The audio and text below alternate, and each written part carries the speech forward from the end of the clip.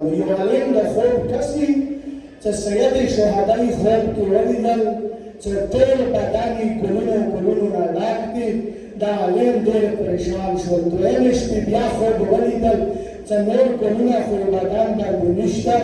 د سید شهدا امام حسین علیه السلام دوه زخمونه پاتې دي، نور زخمونه یې بدن باندې نشته دي. د عالم د ورنه پوښتنه کوي د ما ګرانه مولا بیګا تا بدن باندې ټول ګلونه اشاره کې ذکر کوم ګلونه نن ټول ګلونه نشته خو دوه ګلونه دي، یو د سینې باندې ګل دی یو د مریې باندې دی.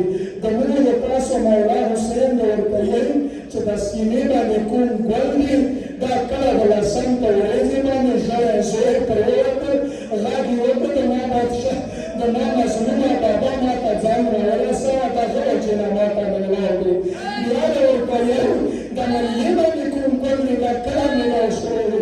ورته ویل چې کله د لسم په ورځې باندې ګران ورور مېلمانه په کربلا په ګرده ورځې باندې پرېوته نو د مریې باندې کوم ګل ما ته مېلاو دی دا غلی چې به مېلاو دی. دوستانو معذرت غواړم د باب الحوایج مجلس دی خو خپل یاد درنه غواړم مېرمنې ډېر مظلوم دی، ډېر مظلومینو کې ولاړ دی. باب الحوایج دی خو ډېر مظلوم دی. ازادیانو کله یې د لسم په ورځې باندې ګران ورور ته ودرېدم د ما بادشاه وروره اوس نو ماله د جنګ اجازت راکړه.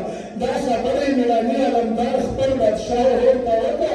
یا ورته امام حسین علیه السلام ملا ونیوله او ورته ویل د ما وفاداره وروره والا بېبي خو تا پورې نه لاله چې ته کله د کربلا میدان ته ویلې د واړه سیدان بیا زه چا باندې وسپاره.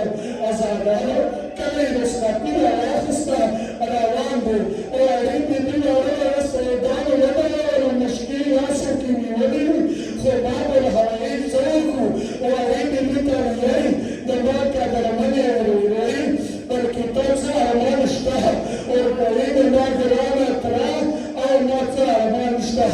یو ارمان مې دا دی چې د ما سره کوم مشق دی دا زه تا په خپله غاړه کې واچوم. ازادانو ټول کربلا کې ټول نړیواله ځواني ده باب الحوایج نوراني علمدار وه. یو ورته والي بېبي ته ګلو څانګو باندې ټیټېدلی شول ټیټ شول د والۍ ورېرې قدمونو باندې دوا لاسونه چیغلل بلکې په مدینې ته یې مخته وکړ د ما ګرانې مورې زه والۍ بلبلې ته ځمکې باندې ګل څانګې باندې ټیټ شوی.